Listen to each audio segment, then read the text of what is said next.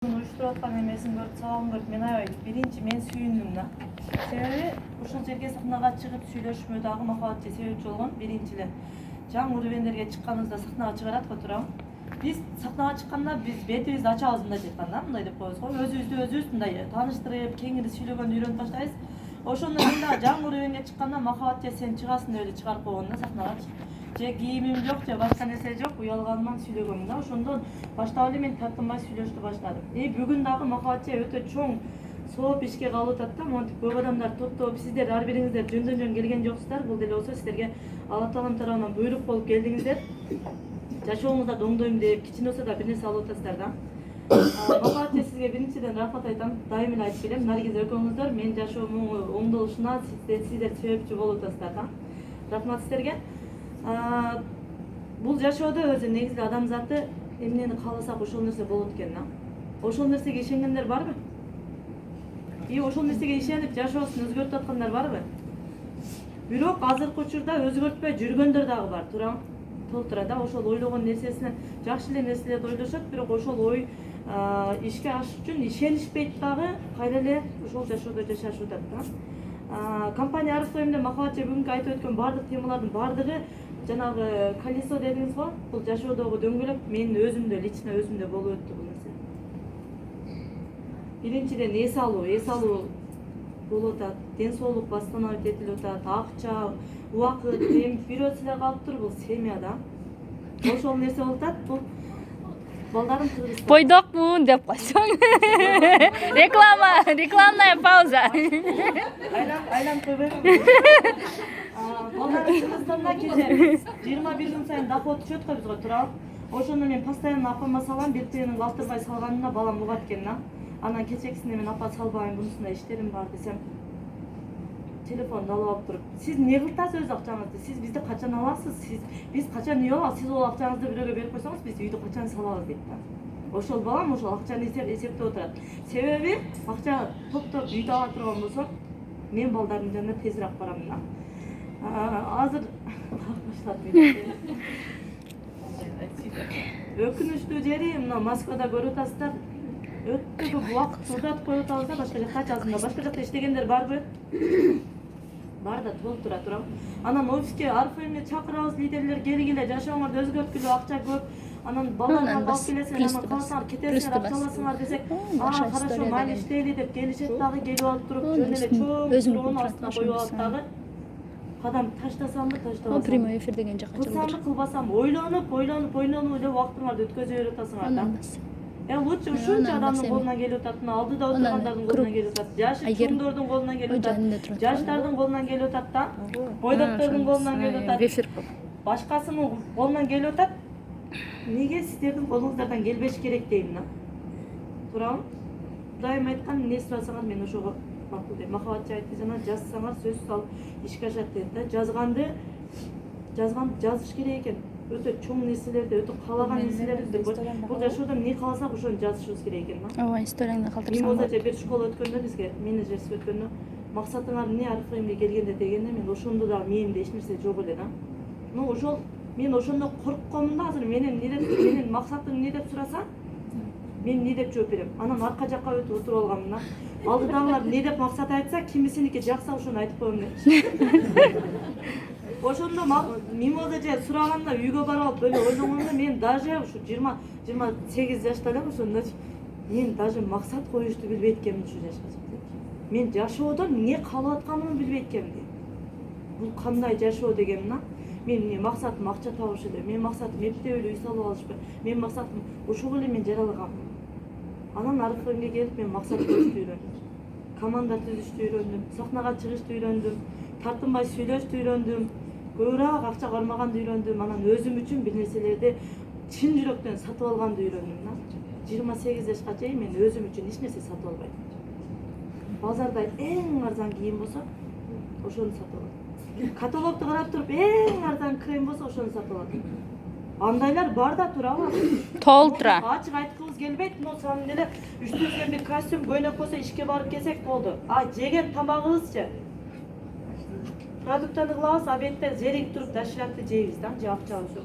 Же башканы жейбиз, же Ошентип туруп эле эптеп, септеп жашооңузду арасаңыздар 20, 21, 22, 23 ошентип эле 50ге жеткениңиздерди өзүңүздөр билбей каласыздар. Болбосо Алинага окшоп жана Ида байып берди го, мен штам болгон ошол үйгө барып жашашып атат. Ата-энем менен чогуу болгон эмесин атат. Азыр ойлонуп көрсөңүздөр, сиздер 10 жыл иштедиңиздер да башка жактачы.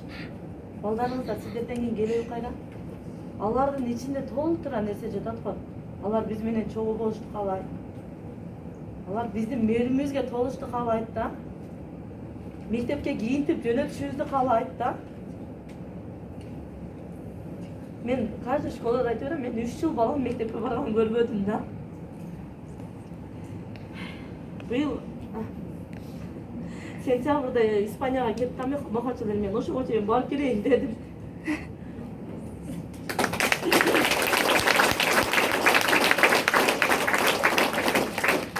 Арыктайм, ыйлатканды дагы үйрөтөт экен, ыйлаганды да үйрөтөт экен. Ошондой ичиңди жеңилдеп, адам керки жерге барып ыйлай албайсың, туурабы?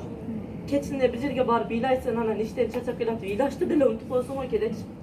Бул жерде ушундай сахнага чыгып алып, кызарып ыйлаганды үйрөтөт экен. Анан мындайча айтканда сиздер жашоодо толук ар тарапты өнүктүргөн бул арыфлайымдер экен деп ойлойм да. Бул жашоодо акча дагы эч нерсени чечпейт экен. Примерно өтүшүп атат, рак болуп калыптыр, андай болуп калыптыр да, көрүп атасыздар да. Же болбосо ата-энем өтүп кетти, бара алган жокмун деп атат да. Сиздерде аркага кайтып ойлоно турган эч нерсе жок да, корко турганчы. Канчага чыккан болсоңуздар эч нерсеге жетпедиңиздер сиздерчи. Лучше алыңыздар дагы, могу жерге келип спонсоруңуздарды угуп, кыйналсаңыздар да, жыгылып калсаңыздар да ошол жерде кыла бериңиздер. Бир жылда реально жашоом өзгөрдү азыр. Өзүм каалаган нерсени мындайча айтканда көпчүлүк бөлүк аткарылды. Ошо бир эле максатым балам мектепке жетели алып барыш эле, ал дагы болот да. Менде ошол эле калды эле, ошол болот. А калган нерсени компания мага берип атат, саякатты берип атат, акчаны берип атат, иштебей койсом дагы берип атат да. Бир жумадан бери командам ушул жатат, сага эмне болду дейт. Неге десем, офиске дагы келбейсиң, жөн эле жүрөсүң. Ошондой экен да компания аркылы акчаны бере берет экен, если сага ошол акча керек боло турган болсо да. Ооруп калсаң дагы акча берет. 3 күн температуралуу үйдө жаттым, анда деле мени компания аркылы ой ишке чыкпайсың деп чалган жок. Бул бир гана аркылы сиздер ар тараптуу семья, ден соолук, акча, саякат и өзүңүздөр өнүктүрөт экенсиздер. Эң негизгиси ошол ар тараптан өнүктүрөт экенсиздер да. Ойлонуп отурбаңыздар. İştegeniме 1 жыл болуп атат, 1 жыл деп коем да, 1 жыл эмес экен. 2018 февралда келдим. Акчам жок келген. Акамдан акча сурасам, урушкан. Бала барып коемде жаман кыздар иштейт. О жерге барба, андай деген. Но бул жашоо меники экен, мен көргөм, что өзү келип калды эмне? Өзү келип калды. Наргизаны мен тааныбайт элем. Наргиза жалалатта мен оштон болсом, азыркылар даже бир тууган эжелерин, сиңдилерин результаттарын көрүп алып деле келишпейт да, туурабы? Жолуксам бөлөлөр, эжелер, сиңдилерин да. Буну мен тааныбайт элем. Менде ой болгон эмес, болбой калат деп. Мен 2 жыл тас камчыгып уборкада иштеп, акчамды көтөрө албаганда мен акыры жарылып кетейин деп калгам да, күнүчү. Ушул акча менен мен 10 жыл иштейинби мен Москвада, башка жол жокпу дегем да.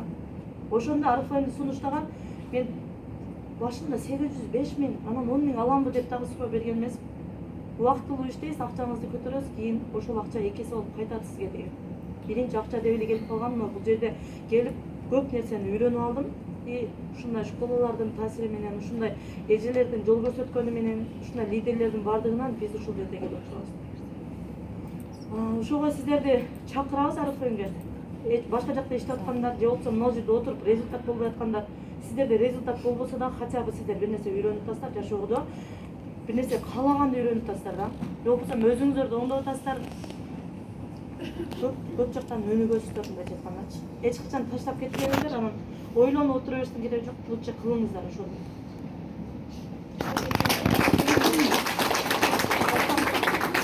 Таштап кет.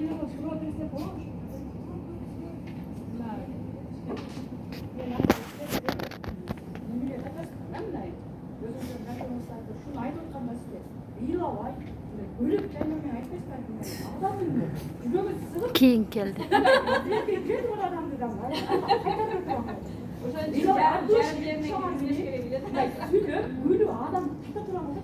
Айтып соғамын айтып жатыр. Ақырында үй алырсың. Адам Жоқ, келе тұрған адамда қашып кете тұрған боласың. Наргиза. Sen hem kaçpaysın sen. Sebebi sen içinde bir nesi uygundu da. Sen iyi lan. Жоқ, мен неймін на? Деме, сен мына занятия башталғанда келдім, кешіріп қойсаңыз. Азыр Жоқ, тем более кешігіп келіпсің де, берден не сөз болғанын білмей айтасың да, сен де Архивке мен бірінші жолы қатысшым жоқ, мен башқа компанияда боламын. Неге уже бірінші 12%? спонсоры кім? Қызығып келіп жатқан жеріне адам үй алырсаңдар, мен қап болып кетіп Мына қызды кім шақырды? Спонсоры жоқ, мен сіңдім. Бұл жерге 9%-тен кіргізіп жатқанбыз да. Ulan canlı Жоқ, бұл просто... Жоқ, просто деген сөзді мен қоша келіп қалды да.